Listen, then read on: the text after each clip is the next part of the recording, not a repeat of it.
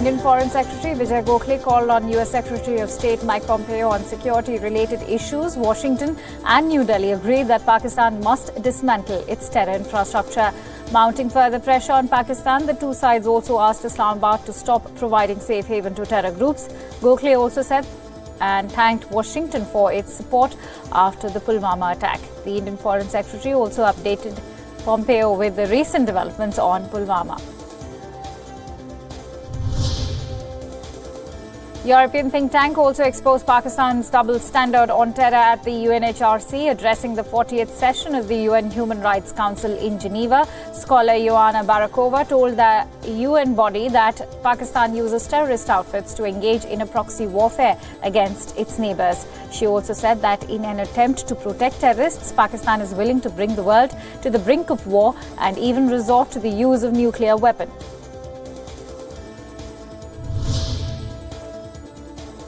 Amid reports, the resolution to declare Pakistan-based JEM chief MasoodAzhar as a global terrorist would come up in the UN Security Council on March 13. China has said a responsible solution can only come through discussions. Beijing also said security issues constituted an important topic in its talks to ease tensions between Pakistan and India following the Pulwama terror attack. The US, the UK and France had moved a proposal at the UN Security Council after the Pulwama terrorists attack to designate MasoodAzhar as global terrorist. Members of the Baloch Human Rights Council held protests in front of the United Nations office in the Swiss city of Geneva over human rights violations in Pakistan's Balochistan province. The silent protests took place while the 40th UN Human Rights Council session was underway. Protesters demanded a sovereign Balochistan while calling for basic human rights for the residents of the Pakistani province.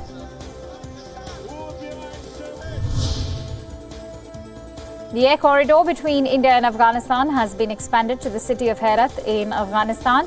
The expanded air corridor was inaugurated by the governor of Herat, Abdul Qayyum Rahimi, Afghan Minister Ajmal Rahimzai and India's Consul General to Herat, Kumar Gaurav. The air corridor will help products from the region get a huge market in India. The first shipment reached Delhi with 200 kilograms of Afghan saffron and 1,600 kilograms of pistachios.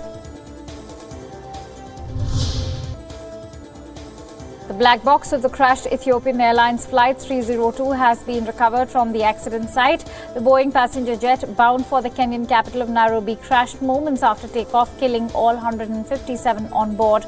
A black box is an electronic recording device in an aircraft which facilitates investigation of a plane's movements, especially after an accident. Kenyan authorities have confirmed that the victims were from over 35 countries, including India, China, Britain and France.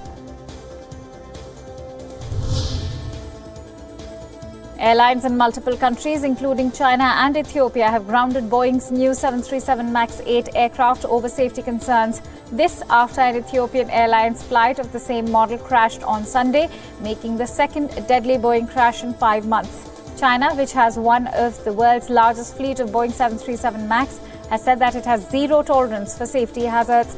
The Boeing model has also crashed in Indonesia last year, killing all on board. US Federal Aviation authorities have also said they will order Boeing to modify its 737 MAX 8 aircraft. British Prime Minister will be presenting her Brexit deal to the parliamentarians at 7 p.m. London time, just a day before the vote may clinch legally binding Brexit assurances with the European Union in order to win over rebellious British lawmakers. The first is a so-called joint legally binding instrument on the withdrawal agreement. According to May, this particular clause could be used to start a formal dispute against the European Union in case Brussels tries to keep the UK tied to the backstop.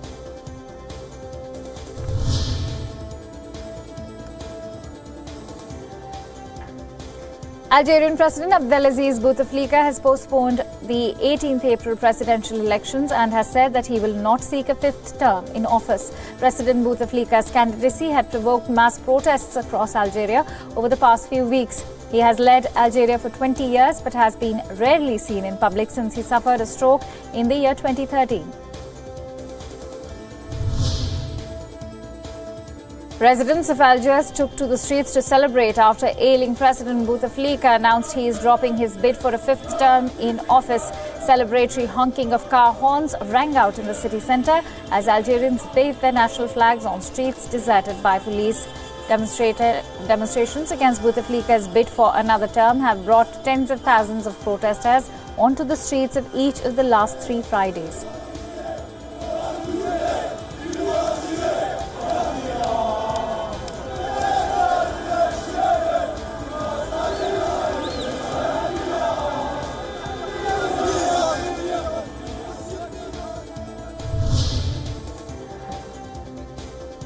Venezuela's opposition-run Congress has declared a state of alarm over a 5-day power blackout. The parliament approved a decree proposed by its leader, Juan Guaido.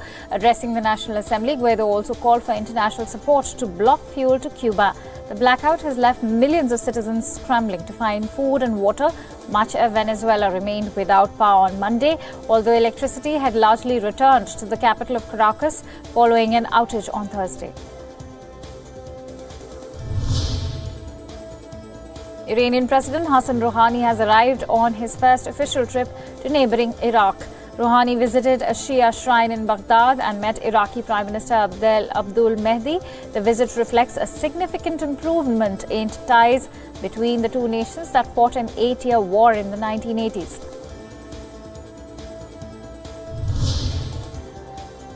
U.S. Secretary of State Mike Pompeo blamed Russia and Cuba for creating crisis in Venezuela.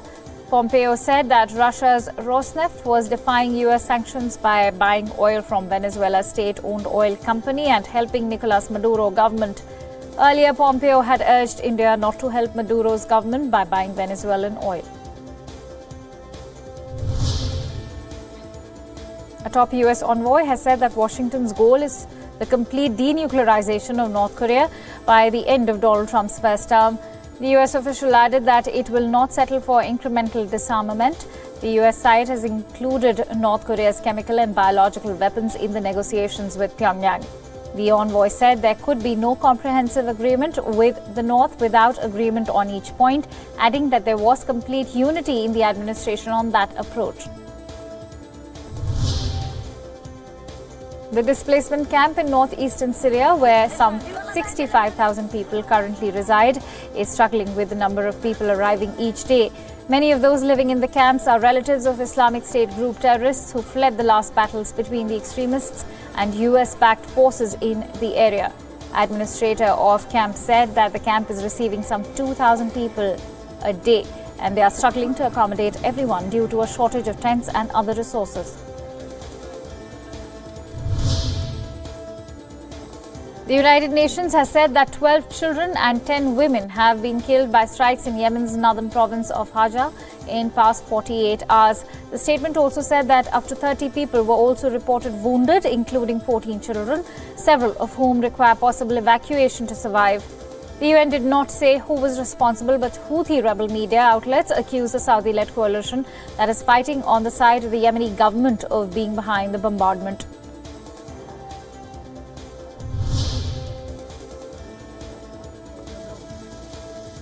One of the two women accused of killing Kim Jongnam, the estranged half-brother of North Korean leader Kim Jong-un, has been released from custody in Malaysia. This after Malaysian prosecutors dropped murder charges against the Indonesian woman following a formal request from Jakarta. Siti Aisyah has been accused of killing Kim Jongnam by smearing a deadly nerve agent on his face at Kuala Lumpur airport in 2017.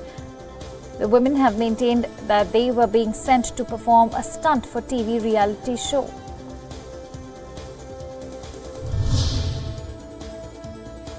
Sudan's parliament has voted to shorten from 1 year to 6 months a state of emergency declared by President Omar al-Bashir last month in response to widespread protests. Parliament can, however, renew the measure. Bashir had declared the nationwide state of emergency on February 22nd to try to quell demonstrations that have posed the most serious challenge to his 3-decade rule.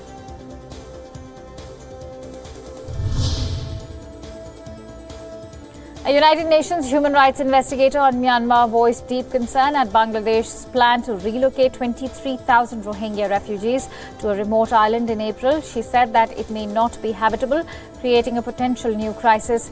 Bangladesh says moving refugees to Bhasanchar will ease chronic overcrowding in its camps at Cox's Bazar, which hold some 730,000 Rohingyas. Some humanitarian groups also have criticized the relocation plan, saying the island is vulnerable to frequent cyclones and cannot provide a livelihood for thousands of people. Authorities have seized the biggest shipment of cocaine recovered at the ports of New York and New Jersey in almost 25 years. The drugs were spread across 60 packages in a white powder that has tested positive for cocaine. The officials said that the container carrying the drugs came from South America. The seizure is the second largest ever at the joint port, New York and New Jersey, and the largest since 1994.